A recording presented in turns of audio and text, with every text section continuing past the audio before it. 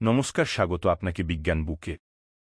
এই ভিডিওতে আমরা জানব অ্যাসিড বৃষ্টি কাকে বলে, অ্যাসিড বৃষ্টির কারণ, অ্যাসিড বৃষ্টির প্রভাব, অ্যাসিড বৃষ্টির প্রতিকার, এই সমস্ত কিছু। তাহলে চলুন শুরু করা যাক। অ্যাসিড বৃষ্টি কাকে বলে?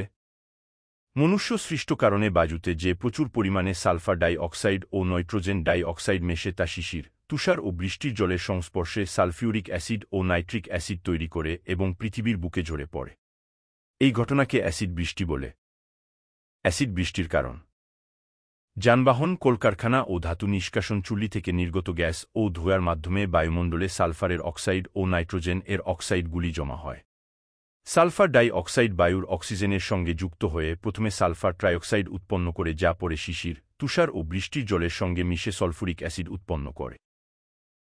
অ্যাসিড বৃষ্টির প্রভাব: ১. অ্যাসিড বৃষ্টি পুকুর, হ্রদ, জলাশয়গুলির জলকে আম্লিক করে তোলে। মাছের ডিম পাড়া কমে যায়। জলজ প্রাণী মারা যায়। ২. গাছের পাতা ঝলসে যায়। সালোক সংশ্লেষ বিঘ্নিত হয়। অঙ্কুরোদ্গম বাধাপ্রাপ্ত হয়। গাছের বৃদ্ধি কমে যায়।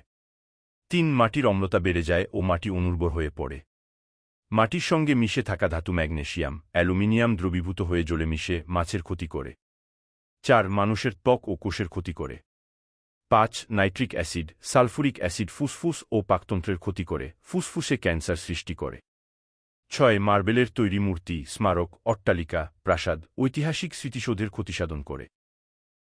অ্যাসিড বৃষ্টির প্রতিকার: ১. একেবারে প্রথমেই আমাদের সালফার ও নাইট্রোজেন এর অক্সাইডগুলির নিঃসরণ কমাতে হবে অ্যাসিড বৃষ্টি রোধ করার জন্য।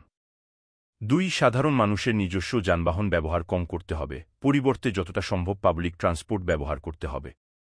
৩. জীবাশ্ম জ্বালানি দ্বারা উৎপন্ন বিদ্যুৎ এর ব্যবহার কম করতে হবে, পরিবর্তে সৌরবিদ্যুৎ এর ব্যবহার বেশি করতে হবে।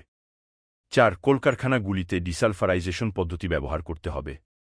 এই পদ্ধতিতে কলকারখানা থেকে বেরোনো গ্যাস থেকে সালফারের অক্সাইডগুলি নিষ্কাশন করা যায়। এর ফলে সালফারের অক্সাইডগুলি বায়ুমণ্ডলে মিশতে পারে না। পড়ুন আমাদের ওয়েবসাইট বিজ্ঞানবুক.co.in।